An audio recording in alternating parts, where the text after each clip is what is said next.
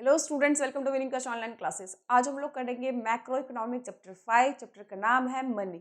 Money के अंदर वैसे ही बहुत सारे टॉपिक को डिलीट कर दिया गया है कोर्स से, तो ये बहुत ही सिंपल और छोटा चैप्टर आपका बन गया है। तो चलिए इसको आप लोग एक ही दिन के अंदर कंप्लीट कर सकते हैं। बहुत छोटे टॉपिक इसके अंदर रह गए। सबसे पहले हम बात करते हैं बार्टर सिस्टम की। देखो, जिसको हिंदी में वस्तु विनिमय प्रणाली कहते हैं। बार्टर सिस्टम होता क्या था कि पहले उस टर्म में कि गुड्स के बदले गुड्स एक्सचेंजेस होते थे, यानी कि लेन देन के लिए क्या होता था, एक किसी के पर्सन के पास गुड्स है, दूसरे किसी पर्सन के पास गुड्स है, तो आपस में गुड्स के बदले गुड्स एक्सचेंज करके अपनी ज़रूरतें पूरी कर लेते थे। लेकिन इस ज़रूरतें में बहुत सारी प्रॉब्लम भी थी। तो वही है कि barter system refer exchange to goods for goods, यानी कि वस्तु के बदले वस्तु, गुड्स के बदले गुड्स, वो आपस में एक्सचेंज करके अपनी ज़रूरतें लोग पूरा कर लेते थे। पर बार्टर सिस्टम में बहुत सारी प्रॉब्लम थी, बहुत सारे लिमिटेशन थी, जिसके कारण मनी की आवश्यकता हुई। तो पहले हम पढ़ते क्या कि बार्टर सिस्टम के अंदर प्रॉब्लम क्या थी, किन किन चीज़ों की दिक्कत देखने को मिला है। सबसे पहला है कि lack of the double coincidence of want. इसका मतलब होता है कि पहले हमें क्या करना होगा कि ऐसे पर्सन को ढूंढना पड़ेगा जिसके पास हमारे रिक्वायरमेंट की जरूरत हो, यानी कि हमें जो चीज़ चाहिए, ऐसे व्यक्ति को पहले ढूंढना पड़ेगा कि जिसके पास हमारी ज़रूरत की चीज़ अवेलेबल हो और उस पर्सन को हमारी ही गुड्स की ज़रूरत हो। फॉर एग्जाम्पल, मान लीजिए मुझे क्लोथ चाहिए, तो मैंने बहुत मुश्किल से एक पर्सन ढूंढा जिसके पास क्लोथ्स अवेलेबल है, और मेरे पास क्या है, वीट है, पर उसको मेरी वीट की जरूरत नहीं है। तो हमारे बीच क्या होंगे, ट्रांजेक्शन होंगे नहीं, लेन देन कंप्लीट नहीं हो पाएगा। तो ये बहुत मुश्किल होता था कि पहले हमें एक ऐसे पर्सन को ढूंढना पड़ेगा जिसके पास हमारी जरूरत की चीज़ हो और उस पर्सन को भी हमारे ही चीज़ की रिक्वायर हो, तभी हमारे बीच में ट्रांजेक्शन हो पाएगा, तभी हमारे बीच में लेन देन कंप्लीट हो सकता है। तो ये एक बहुत ही मुश्किल काम था। लेकिन मनी आपको पता है सभी लोगों के द्वारा एक्सेप्टेबल है। आपके पास पैसा है तो कभी भी कुछ भी आप बाय कर सकते हैं, पर बार्टर सिस्टम के अंदर ऐसा नहीं था। दूसरा, lack of the common measure of value, यानी कि ट्रांजैक्शन के लिए एक्चुअल में कितना पे करना पड़ेगा वो कोई फिक्स नहीं होता। देखो, अलग अलग चीज़ों की अलग अलग मेजरमेंट होती है। फॉर एग्जाम्पल, मान ले कि एक पर्सन के पास राइस है, दूसरे के पास वीट है, तो 1 किलो वीट के लिए कितना राइस देना पड़ेगा, ये पहले कोई स्टैंडर्ड फिक्स नहीं होता था कि इतना ही ट्रांजेक्शन सबको करना ही पड़ेगा।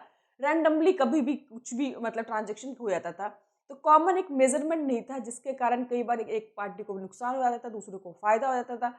तो ये एक बहुत बड़ी समस्या थी, बहुत बड़ी प्रॉब्लम थी। साथ ही साथ एक ये भी प्रॉब्लम थी, मान लो 1 किलो वीट के बदले एक शूज मिलेगा, पूरा शूज पेयर में, लेकिन पर्सन को अगर आधा किलो वीट चाहिए तो क्या एक शूज लेके वो क्या करेगा, इसकी ऐसी ट्रांजैक्शन की कोई वैल्यू नहीं रह जाएगी। तो इसमें बहुत सारे ऐसे लिमिटेशन प्रॉब्लम देखने को मिले।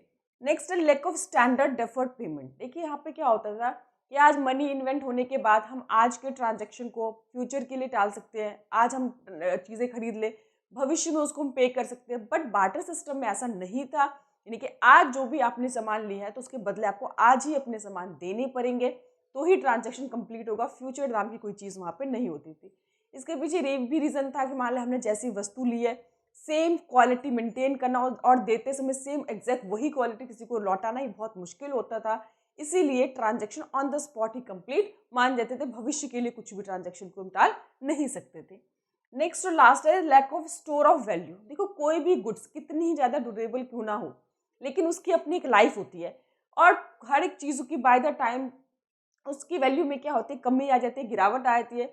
दूसरा, किसी भी गुड्स को स्टोर करने के लिए बड़े बड़े आपके पास वेयर हाउसेस होने चाहिए, गोडाउन होना चाहिए, जो कि बहुत डिफिकल्ट था और सभी लोग उसको अफोर्ड भी नहीं कर पाते थे। सबके पास ऐसी फैसिलिटीज अवेलेबल भी नहीं हो पाती थी, तो जिसके कारण गुड्स को स्टोर करना, उसकी क्वालिटी मेंटेन करना, उसको मेंटेन करके रखना, ये सब एक बहुत ही डिफिकल्टीज का काम था, जिसके कारण लोगों को बार्टर सिस्टम में ट्रांजेक्शन करने में, लेन देन करने में काफ़ी दिक्कत का सामना करना पड़ा। तो जिसके बाद आपको पता है कि जब हमें कहते हैं ना कि आविष्कार क्यों होता है, क्योंकि हमें आवश्यकता होती है किसी चीज़ की। तो इसीलिए हमें धीरे धीरे समझ में आएगी कोई एक ऐसा कॉमन मेजरमेंट होना चाहिए, ये जो सारी प्रॉब्लम्स है उस सारी प्रॉब्लम को दूर कर सके और ट्रांजेक्शन को ईजी बना सके। तो इसीलिए मनी को इन्वेंट किया गया। और मनी के अंदर मनी के इन्वेंट होने के बाद ये चारों ही चीज़ें क्या हो गई, खत्म हो गई। क्योंकि अब हमें कोई ऐसे पर्सन को नहीं ढूंढना जिसके पास हमारे रिक्वायरमेंट की जरूरत हो, चीज़ें हो, उसको भी हमारी जरूरत हो। अगर आपके पास पैसा है तो पैसा जो होता है, मनी जो है, एवरी पर्सन के द्वारा एक्सेप्टेबल होता है और वेन एवर यू वॉन्ट, जब भी आप चाहे तब आप अपनी गुड्स को खरीद सकते हो। दूसरा, आपको पता है कि हर एक वस्तु की अलग अलग मेजरमेंट होती है, किसी को किलोग्राम में, किसी को ग्राम में, किसी को लीटर में, किसी को मीटर में। बट मनी ने सारी प्रॉब्लम खत्म करके हर एक चीज़ की एक मॉनेटरी वैल्यू दी है। किसी भी गुड्स को खरीदने से पहले आपको पहले से पता होता है इसकी एक पर्टिकुलर मेजरमेंट है, वैल्यू है, आपको पे करना पड़ेगा। तो मनी ने इस प्रॉब्लम को भी खत्म कर दिया। तीसरा, मनी आपको पता है कि हम आज कुछ भी सामान खरीद लेते हैं, उसको फ्यूचर के लिए टाल सकते हैं, फ्यूचर में पेमेंट कर सकते हैं। क्रेडिट नाम की चीज़ मनी इन्वेंट के बाद ही आया है, तभी इतने सारे ट्रेड व्यापार डेवलप हुए हैं। तो ये जो lack of standard deferred payment था, इसने भी, मनी ने इस प्रॉब्लम को भी क्या कर दिया, खत्म कर दिया। नेक्स्ट है कि lack of the store of value. देखो, मनी को स्टोर करने की जरूरत ही नहीं है, ना स्टोर करने के लिए बहुत ज़्यादा आपको जगह की जरूरत है। आजकल तो आपको पता है प्लास्टिक मनी आ गया, क्रेडिट कार्ड, डेबिट कार्ड आ गया, आपको कैश रखने की जरूरत नहीं है, कैशलेस ट्रांजेक्शन हो रहे हैं। कुछ भी नहीं करना आपको, आपके सिर्फ फोन में एक दो ऐप होने चाहिए, उसी से आपके सारे लाखों करोड़ों ट्रांजेक्शन कंप्लीट हो जाते हैं। तो मनी के आने के बाद ये सारी जो बार्टर सिस्टम की जो डिमेरिट्स थी, जो प्रॉब्लम थी, वो सारी क्या हो गई, खत्म हो गई। तो चलिए हम मनी की बात करते हैं। सबसे पहले मनी का मतलब क्या है। देखो, अलग अलग डिफरेंट इकोनॉमिक्स ने डिफरेंट डेफिनेशन दी है, बट जो ये डेफिनेशन है सबसे बेस्ट है, क्योंकि उसने कहा कि मनी इज एनीथिंग, कोई भी एक ऐसा चीज जो जनरली क्या हो, एक्सेप्टेबल हो as a medium of exchange, जो कोई भी पर्सन उसको मीडियम ऑफ एक्सचेंज में एक्सेप्ट कर ले। मेजर ऑफ वैल्यू, यानी कि वही सारी जो प्रॉब्लम थी बार्टर सिस्टम की, वो सारी दूर कर दे। स्टोर ऑफ वैल्यू और means for standard deferred payment, यानी कि चारों जो बार्टर सिस्टम की प्रॉब्लम थी वो सबको खत्म करके ये चीज के लिए जो यूज कर सके वो मनी है, वो कुछ भी हो सकता है। और यही सबसे बेस्ट और सटीक डेफिनेशन है, प्रोफेसर क्राउथर के द्वारा इसको दिया गया है। अगर हम फंक्शन की बात करें तो ये वैसे आपके कोर्स में इतना इंपॉर्टेंट नहीं है, हॉट्स में दे रखा होगा, आप लोग देख सकते हैं। तो फंक्शन ऑफ मनी की बात करें तो मनी के फंक्शन को दो भागों में डिवाइड किया है। प्राइमरी फंक्शन, यानी कि मेन क्या फंक्शन है मनी का, जो मेन पर्पज है जिसके इसको इन्वेंट किया गया है। और दूसरा है सेकेंडरी फंक्शन, यानी कि उसके अलावा और कौन कौन से मेन फंक्शन है। तो पहला है कि मीडियम ऑफ एक्सचेंज। मैंने बताया था बार्टर सिस्टम के अंदर गुड्स के बदले गुड्स को एक्सचेंज करने में बहुत दिक्कत आती थी, डबल कॉन्फिडेंस की प्रॉब्लम आती थी, ऐसे पर्सन को ढूंढना एक बहुत डिफिकल्टी का काम था। बट मनी क्या है, एवरी पर्सन के द्वारा एक्सेप्टेबल है, जब चाहो तब आप मनी के द्वारा अपने ट्रांजेक्शन को इजीली कंप्लीट कर सकते हो। दूसरा, मेजर ऑफ वैल्यू भी मैं बता चुकी हूँ कि आज क्या है कि अलग अलग मेजरमेंट की प्रॉब्लम को खत्म करके हर एक चीज़ की मॉनेटरी वैल्यू है, और आपको पता होता है कि कितनी कोई भी सामान बाई करने के लिए कितना आपको मनी के टर्म में पे करना पड़ेगा। और वो जो स्टैंडर्ड है वो फिक्स्ड है, सभी को वही पेमेंट करनी पड़ती है, आपको कोई चीट नहीं कर सकता। इसमें ऐसा नहीं कि एक पार्टी को फायदा होगा दूसरी पार्टी को नुकसान होगा, ये रैंडमली कोई बनाया जाता है, ये पहले से फिक्स्ड होते हैं और सभी को ही वैल्यू पता है। नेक्स्ट है standard of deferred payment. Money के इन्वेंशन होने के बाद ही आपको पता है कि सारे जो ट्रेड हैं, व्यापार है, डेवलप हुए हैं। आज के ट्रांजेक्शन को हम फ्यूचर के लिए टाल सकते हैं, आज आप कोई भी चीज़ खरीद लो, भविष्य में उसकी पेमेंट करो, तो ये सब मनी के आने के बाद इन्वेंट हुआ है।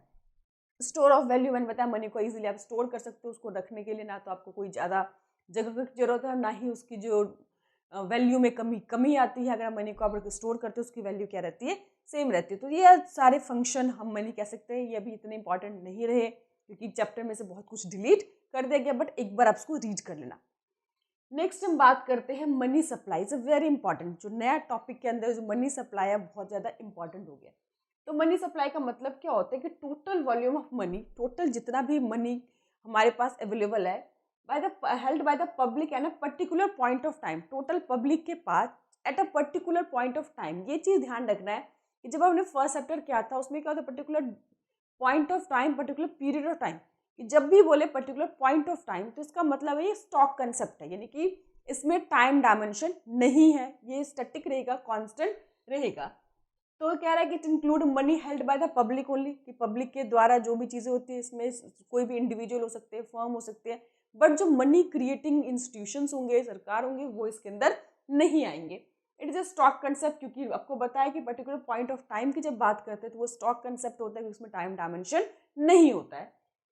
उसके बाद आपको पता होगा 1966-67 के अराउंड जो मनी थी काफ़ी नैरो मनी का यूज़ किया जाता था, लेकिन बाद में 1977 में मनी के मतलब 4 मेजरमेंट दिए गए, M1, M2, M3, M4। जो M1 और M2 है काफ़ी लिक्विड मनी है, और M1 तो बेसिकली ट्रांजेक्शन के लिए एग्जैक्ट हम इसी मनी का इस्तेमाल करते हैं।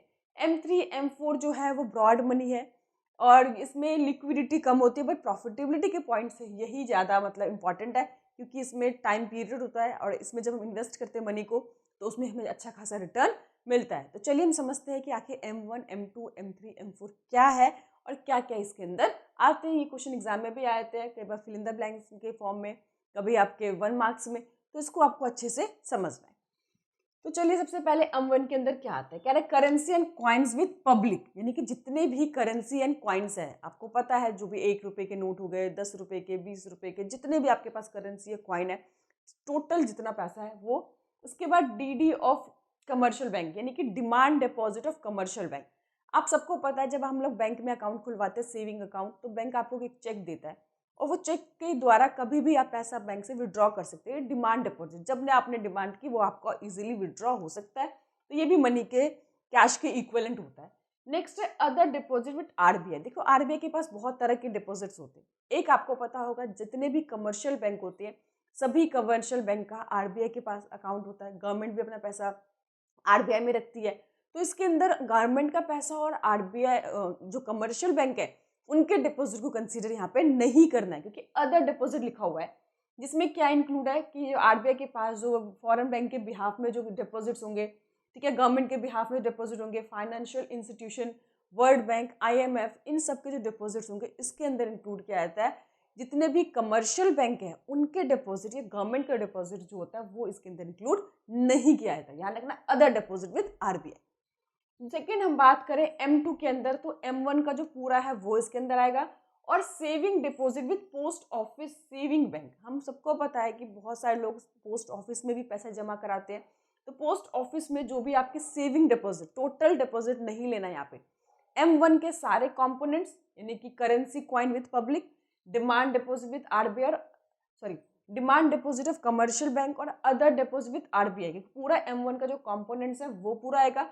प्लस सेविंग डिपॉजिट, यानी कि पोस्ट ऑफिस के पास जो सेविंग डिपॉजिट्स होती है, सेविंग का जो अकाउंट होता है, उनके अंदर जितना पैसा है उसी को इसके अंदर कंसीडर किया जाएगा।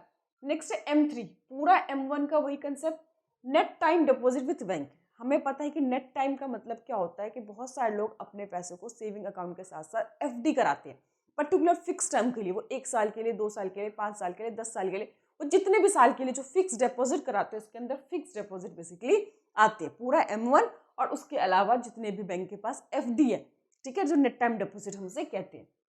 M4 के अंदर पूरा M3 और plus total deposit with post office saving bank, saving bank में टोटल जो भी डिपॉजिट होंगे वो इसके अंदर आएंगे। समझ, इसमें केवल सेविंग डिपॉजिट था, इसके अंदर टोटल जितने भी डिपॉजिट है पोस्ट ऑफिस के पास वो इसके अंदर आएंगे, एक्सक्लूडिंग एनएससी। एनएससी जो नेशनल सेविंग सर्टिफिकेट होता है उसको छोड़कर बाकी सभी इसके अंदर कंसीडर किया जाएगा।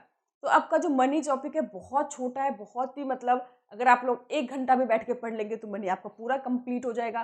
तो आपको बेसिकली इसमें बार्टर सिस्टम करना है, प्रॉब्लम ऑफ बार्टर सिस्टम करना है, मनी की डेफिनेशन करनी है, मनी सप्लाई क्या है और मेजरमेंट ऑफ मनी। यही नए कोर्स के हिसाब से आपका इंपॉर्टेंट है। चैप्टर बहुत ही छोटा और इजी हो गया है। बाकी कोई भी दिक्कत हो तो आप लोग मुझे कमेंट कर सकते हैं। Thank you.